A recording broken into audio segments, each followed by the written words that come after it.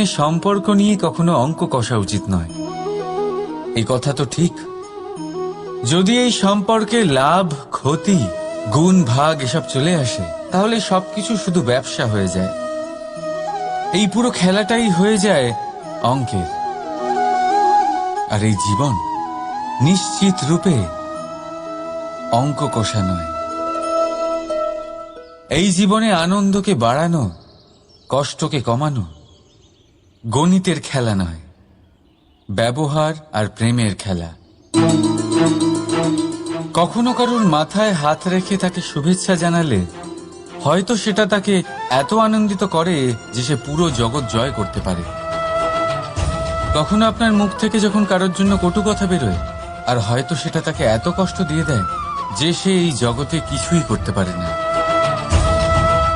জীবনে কখনো সম্পর্কের মধ্যে গণিতকে আনবেন না, কখনো না। না লাভ ক্ষতি, না গুণ ভাগ।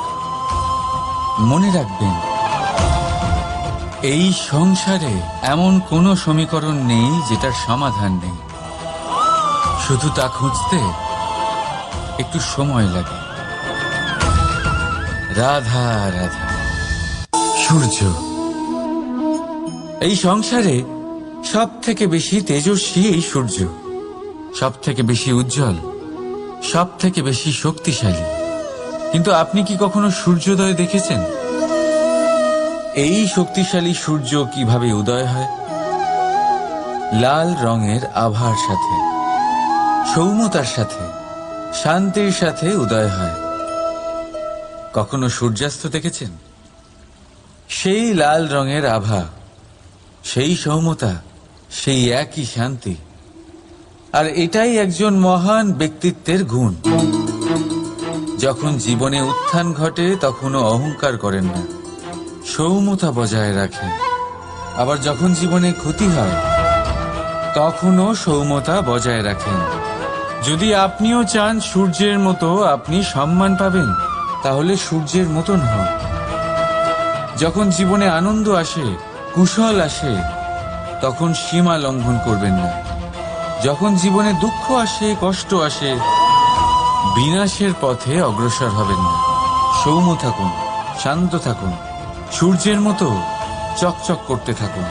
কারণ সব মুহূর্তের মতোই এটাও একটা মুহূর্ত।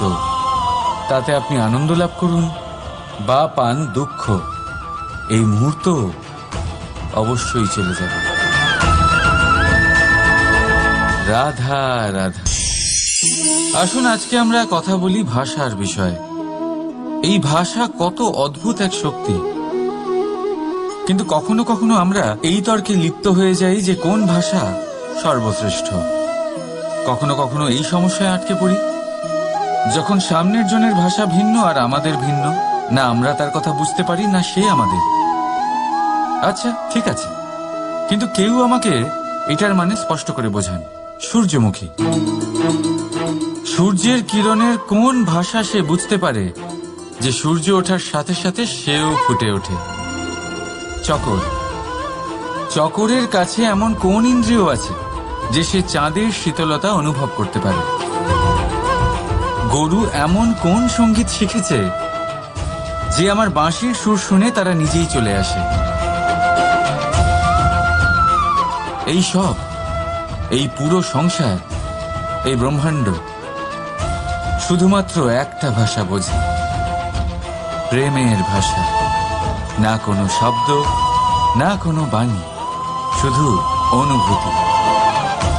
এই প্রেমের ভাষা সংসারের সব থেকে বড় ভাষা, যেটা আপনি নিজেও বুঝতে পারেন, আবার অন্যদেরকেও বোঝাতে পারেন। রাধা রাধা। বিপদ, বিপদের কথা শুনলে আমরা সবাই সচেতন হয়ে যাই। এই সংসারে এরকম কোনো প্রাণী নেই যে বিপদে পড়েনি, যে বিপদে ঘিরে থাকেনি। এবার কেউ কেউ বিপদের মুখোমুখি হয়ে বিজয় লাভ করেছে, কেউ কেউ তা পারেনি। কিন্তু বেশিরভাগ লোকেই বিপদের এই সময় কেটে যাওয়ার পরে বিপদের বিষয়ে ভুলে যায়, আর এটাই তার সব থেকে বড় ভুল হয়। বিপদের সাথে জড়িত এই তিনটি কথা সব সময় মনে রাখবেন। প্রথম, যারা আপনাকে বিপদে ফেলেছে তাদের কখনো ভুলবেন না, আর ভবিষ্যতে সব সময় তাদের থেকে সাবধানে থাকবেন। দ্বিতীয়, যারা বিপদের সময় আপনাকে ছেড়ে চলে গেছিল তারা আপনার বন্ধু নয়, তারা পরজীবী, আর কখনো ভবিষ্যতে তাদের থেকে কোনো আশা রাখবেন না। আর তৃতীয়, যারা আপনার বিপদের সময় আপনার পাশে থেকেছে, আপনার মনোবল বাড়িয়েছে, তারা আপনার সত্যিকারের বন্ধু, তাদের কোথাও যেতে দেবেন না। তাহলে বিপদের সাথে জড়িত এই তিনটি কথা যদি আপনি মনে রাখেন, তাহলে বিপদ ভুলেও কখনো আপনার জীবনে আর আসবে না। রাধা রাধা। সফলতা, অসফলতা, এই দুই প্রত্যেকের জীবনের এক অভিন্ন অঙ্গ। কিন্তু সফলতা আর অসফলতার থেকেও বেশি আর গুরুত্বপূর্ণ বিষয় তার থেকে পাওয়া শিক্ষা, যা বেশিরভাগ মানুষই বুঝতে পারে না। এবার দেখুন না, যখন আপনি জীবনে সফল হন, আপনার আপনজনেরা, আপনার বন্ধুরা জানতে পারেন আপনি কে, আপনার সামর্থ্য কি। কিন্তু যখন আপনি অসফল হন, তখন আপনি জানতে পারেন আপনার বন্ধুকে, আপনার আপনজনকে। কেমন অদ্ভুত ব্যাপার, তাই না? সময় আমরা কেউ দেখতে পাই না, কিন্তু এই সময় আমাদের অনেক কিছু দেখিয়ে দেয়। সেই জন্য এই সময়কে আর এই সফলতাকে সমানভাবে দেখুন, সমান দৃষ্টিতে দেখুন, আর এই দুজনকেই সম্মান করুন। জীবনে আপনি অনেক কিছু শিখবেন, জীবনে আপনি অনেক দূর এগোবেন। রাধা রাধা। বন্ধুত্ব, সংসারের সব থেকে বড় সম্পর্ক এই বন্ধুত্ব। জীবনে মা, বাবা, ভাই, বোন, এইসব সম্পর্ক আমরা বাঁচতে পারি না, কারণ এগুলি আমরা জন্মের সাথেই পাই। কিন্তু বন্ধুত্ব একটাই এমন সম্পর্ক যেটা আমরা বাছাই করতে পারি, যা আমরা বানাই, যা আমরা এগিয়ে নিয়ে যাই। তাই এই বন্ধুত্ব নিয়ে গর্ব করুন। যাকে আপনি বন্ধু বেছেছেন তাকে নিয়ে গর্ব করুন।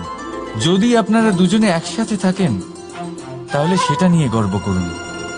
যদি আপনার বন্ধু জীবনে এগিয়ে যায়, সফলতা পায়, তাহলে গর্ব করে বলুন, এই সফল মানুষটি আমার বন্ধু।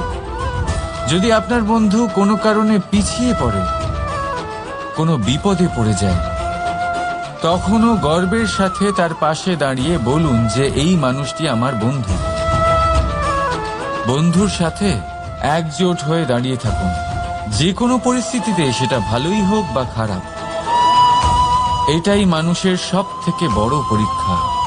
আর যে এই পরীক্ষায় উত্তীর্ণ হবে, বুঝে নেবেন তার জীবনে কোনো বিপদ আসতেই পারবে না, তারও না, তার বন্ধুর জীবনেও না। তাহলে আসুন আর আমার সাথে ভালোবেসে বলুন, রাধা রাধা। নির্মাণ করতে গেলে প্রথমে ভাঙনের জ্ঞান অত্যন্ত আবশ্যক। তার উদাহরণ আমি দেব এর দ্বারা।